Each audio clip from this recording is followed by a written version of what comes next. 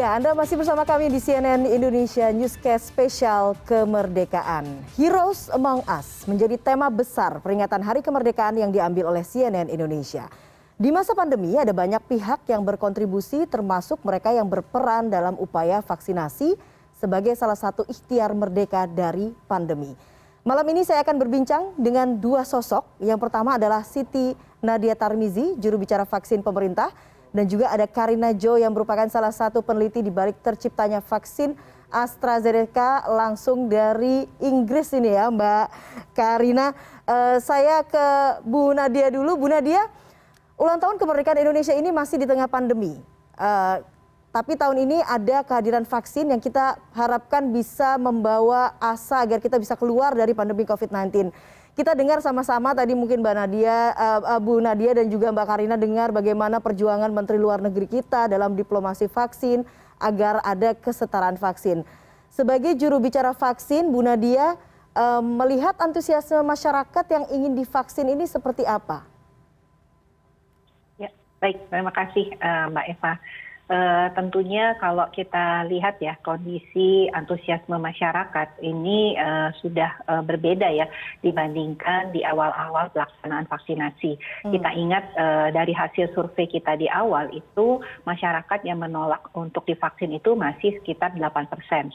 Dan yang ragu-ragu untuk mendapatkan vaksinasi itu angkanya masih di antara 25-30%. Tapi survei terakhir angka ini sudah jauh menurun ya. Kalau yang menolak vaksin itu sekitar 3,5% dan yang ragu-ragu itu sudah pada angka 15 sampai dengan 18%. Jadi kalau melihat antusiasme masyarakat dan juga kita lihat sejak Juli di mana tentunya semua usia di atas 18 tahun bahkan di atas 12 tahun sudah bisa mendapatkan vaksinasi, kita bisa lihat bagaimana kemudian banyak masyarakat yang mau datang ke sentra-sentra vaksinasi dan rata-rata bahkan beberapa kabupaten kota mengatakan vaksinnya sampai kehabisan ya karena jumlah masyarakat yang ingin divaksin itu luar biasa. Oke, pasti upayanya dan juga ikhtiarnya luar biasa sehingga masyarakat yang tadinya menolak vaksin akhirnya sekarang berubah haluan dan berharap untuk mendapatkan vaksin.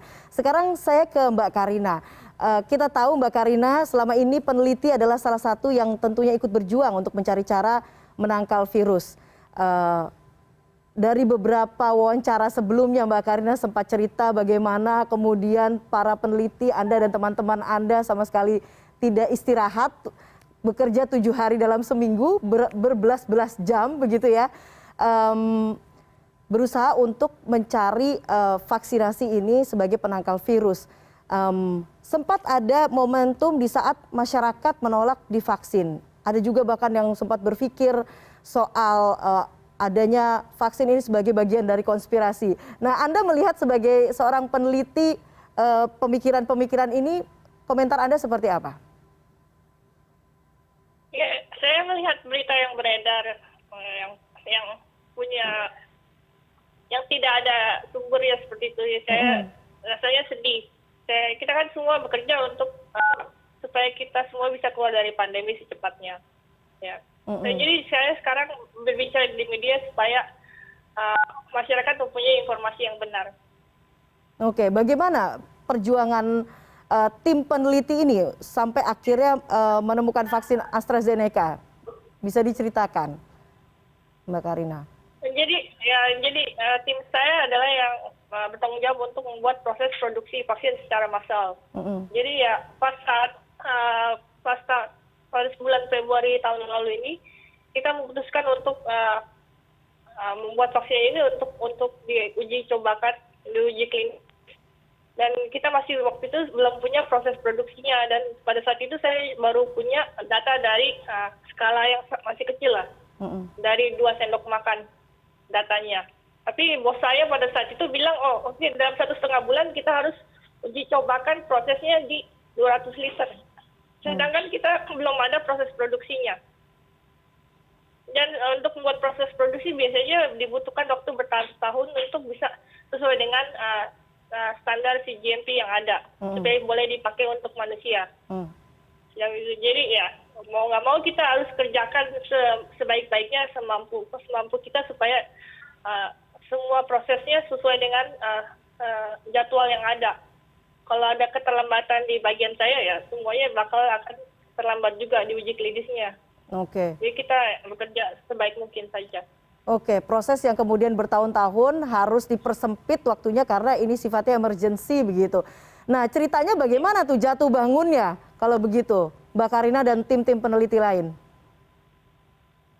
Ya, khusus untuk tim saya sendiri ya, tim saya sangat kecil. Ada atasan saya, Dr. Sandy Douglas, dan project manager Dr. Adam Ricky, dan beberapa postdoc yang membantu ya, beberapa proses yang ada. Jadi pekerjaan yang kita lakukan sangat banyak dan makan waktu yang banyak. Jadi ada beberapa saat kita momennya down lah.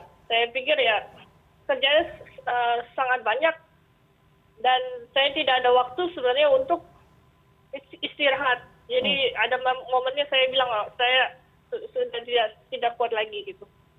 Saya udah mau keluar dari proyek ini saja gitu.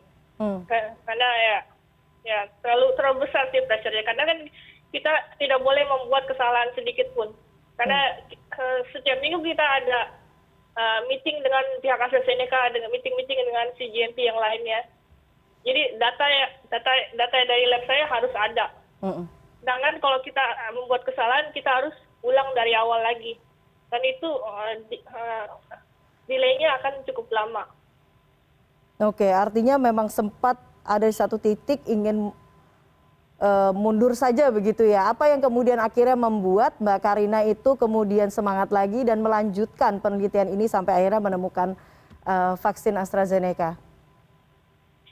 Ya, jadi ya saya selalu konsultasi sama atasan saya atau sama project manager ya, Dr. Sandy Douglas dan Dr. Adam Ricky, bagaimana sih? Saya sudah nggak kuat lagi bekerja sendiri. Di lab kan banyak pekerjaan yang harus saya lakukan. So, mereka bilang this is the right thing to do, dia bilang. And many people are dying, so we as scientists we have to contribute for the society, for the humanity, untuk kemanusiaan saja katanya. Oke, for the society, for the humanity. Bu Nadia mendengar cerita Mbak Karina ini ya mungkin bisa mewakili begitu ya bagaimana banyak pahlawan-pahlawan di antara kita begitu ya, heroes di antara kita yang kemudian berjuang untuk berusaha menemukan solusi agar kita semua bisa keluar dari pandemi. Berapa banyak, apa saja cerita-cerita pahlawan-pahlawan kita yang selama ini Ibu Nadia temukan di lapangan saat juga tentunya Bu Nadia menjadi salah satu pahlawan juga untuk mengkampanyekan vaksinasi agar masyarakat juga mau divaksin? Iya, jadi sebenarnya banyak ya, banyak sekali orang yang bisa kita katakan heroes ya. Kalau kita lihat ya di level tentunya seperti di desa ataupun di kelurahan, kita bisa lihat banyak sekali juga kader-kader kesehatan yang membantu masyarakat pada saat mereka melakukan isolasi mandiri. Bahkan sebenarnya bukan kader saja, tapi kalau kita lihat di tingkat RW itu gotong royong ya, kita tahu persis itu misalnya membantu tetangga yang sedang isolasi mandiri, mengirimkan makanan, itu terjadi dan bukan hanya itu saja. Kemudian kalau kita lihat di level yang lebih besar, kalau yang namanya seperti rumah sakit, wisma atlet, ataupun fasilitas pelayanan kesehatan yang merupakan rujukan COVID-19, itu yang namanya dukungan suplai logistik itu luar biasa. Setiap hari selalu ada yang memberikan bantuan, baik itu berupa minuman, makanan, dan itu betul-betul diberikan secara rutin ya. Nah ini luar biasa, saya rasa banyak hal sebenarnya orang yang sudah berbuat sesuai tentunya kemampuannya masing-masing. Di sisi lain kita jika melihat pada saat kita mengalami lonjakan kasus di bulan Juli kemarin, begitu banyak juga tenaga kesehatan yang kemudian mendedikasikan dirinya sebagai relawan-relawan ya.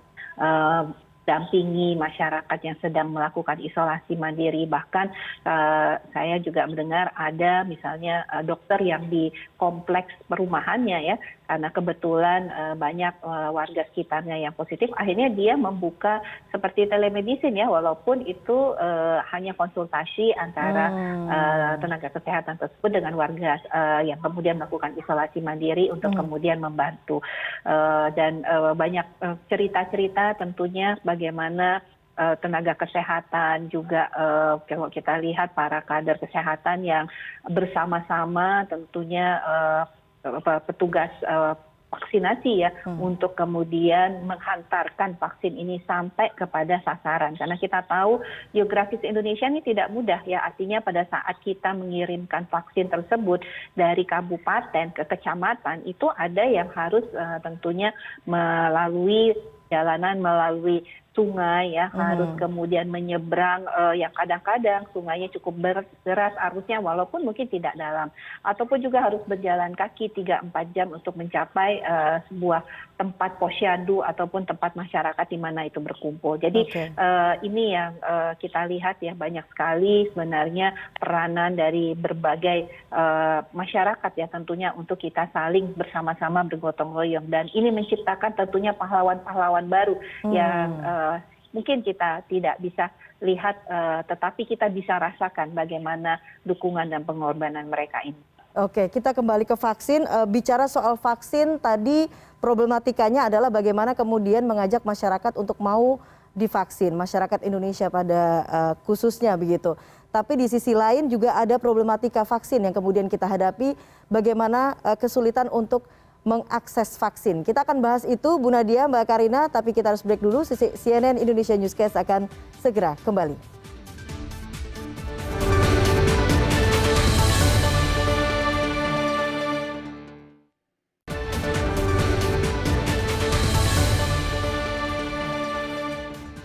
Ya, Anda kembali bersama kami di CNN Indonesia Newscast spesial kemerdekaan. Tadi saya ingin bicara soal akses vaksin. Saya ingin tanya ke Mbak Karina dulu. Di Inggris tentunya kemudahan atau akses terhadap vaksinasi itu tentunya jauh lebih mudah dibandingkan dengan Indonesia. Apa yang kemudian bisa dipelajari di sini, Mbak Karina? Seberapa penting sebetulnya bagi satu negara itu bisa berdaulat vaksin? Ya, khusus untuk pandemi mempunyai rencana program vaksinasi untuk Eropa ya sangat penting. Mereka sudah membuat rencananya di awal-awal sekali. Sebelum mungkin vaksinnya sudah disetujui dari Badan Kesehatan, mereka sudah memesan lah ke beberapa banyak perusahaan vaksinnya. Apalagi juga sudah memproduksi sendiri begitu ya Mbak Karina? Ya, pemerintah juga mendukung sepenuhnya program pengembangan vaksin di dalam negeri. Itu juga. Jadi kita ada kolaborasi dari pemerintah, akademia, dan perusahaan farmasi. Sama sekali tidak ada kesulitan akses vaksin, artinya tidak ada ketersediaan stok misalnya yang tidak ada begitu bagi warga yang ingin divaksin? Ya, kita cuma ada keterbatasan vaksin pada saat memulai proses produksi. Tapi pada saat ini kita mempunyai stok yang cukup untuk seluruh masyarakat di Inggris. Oke, sekarang saya ke Bu Nadia. Bu Nadia, kita tahu saat ini Indonesia cukup menghadapi masalah akses vaksin bagi sejumlah warga yang sudah mau divaksin. Bagaimana caranya kita bisa menuju negara yang seperti Inggris yang tadi diceritakan Mbak Karina tadi? Iya, ini luar biasa ya, merupakan perjuangan berat buat Indonesia. Tadi kita sudah mendengarkan ya bagaimana Bu Menlu berjuang untuk mendapatkan vaksin untuk Indonesia ini. Karena memang kebutuhan kita nih cukup besar, 426 juta. Di mana kita tahu produksi vaksin itu sekitar 7-8 miliar. Nah, 4 miliarnya ini sudah dipesan oleh negara-negara maju. Nah, sisanya terbagi di negara-negara di luar itu. Nah, jadi tentunya Indonesia sendiri butuh 426 juta ya setengah miliar sendiri ya yang kita butuhkan. Jadi ini luar biasa memang untuk kita bisa terutama menyediakan vaksin ini di tahun 2021. Kita tahu memang belum banyak vaksin yang sudah selesai dengan uji klinis tahap 3-nya, sehingga memang pertama jumlah vaksin yang terbatas, kedua kapasitas produksi daripada produsen vaksin itu juga terbatas. Sementara demand-nya sangat tinggi karena seluruh dunia, seluruh negara membutuhkan vaksin tersebut ya. Jadi agak berbeda mungkin dengan situasi di Inggris seperti yang disampaikan oleh Mbak Karina ya, di mana memang mereka adalah produsen vaksin dan mereka juga sudah memiliki jumlah penduduk yang jauh lebih kecil dan tentunya kebutuhannya juga jauh lebih kecil, tapi di sisi lain juga kemudian memesan untuk jenis-jenis vaksin lainnya. Ya memang kita harus bersabar ya bahwa setiap kita sampaikan bahwa vaksin itu disediakan oleh pemerintah untuk seluruh sasarannya, tapi kita minta untuk masyarakat mau bersabar dan segera divaksin sesuai dengan jadwalnya, karena vaksin yang kita terima pun datangnya secara bertahap dari produsen vaksin, sehingga tentunya setiap minggu, setiap bulan jumlah vaksin yang kita distribusikan itu sejumlah dengan yang kita miliki, dan pasti ini tidak bisa langsung ya untuk seluruh masyarakat mendapatkan vaksinasi, sehingga memang kita harus mengatur per minggu berapa jumlah vaksin, dan kembali lagi karena terbatasnya jumlah vaksin, maka vaksin yang ada sesuai dengan jadwalnya kita vaksinasi diri kita. Jadi jangan kemudian kita memilih-milih vaksin karena belum tentu vaksin yang kita perkirakan akan datang dan bisa kita akses itu belum tentu bisa sesuai dengan harapan kita. Jadi yang terbaik saat ini apapun juga vaksinnya, kita ketahui semua jenis vaksin ini memberikan proteksi, itu kita gunakan terlebih dahulu. Baik, harapannya tentunya seperti dengan tema Hari Ulang Tahun Republik Indonesia tahun ini, Indonesia Tangguh dan juga Indonesia Tumbuh, di saat nantinya kita punya kelonggaran begitu akses terhadap vaksinasi, nantinya kita akan juga segera merdeka dari pandemi ini. Bu Nadia dan juga Mbak Karina, terima kasih atas waktunya di CNN Indonesia Newscast Spesial Kemerdekaan. Selamat malam. Terima kasih, selamat malam.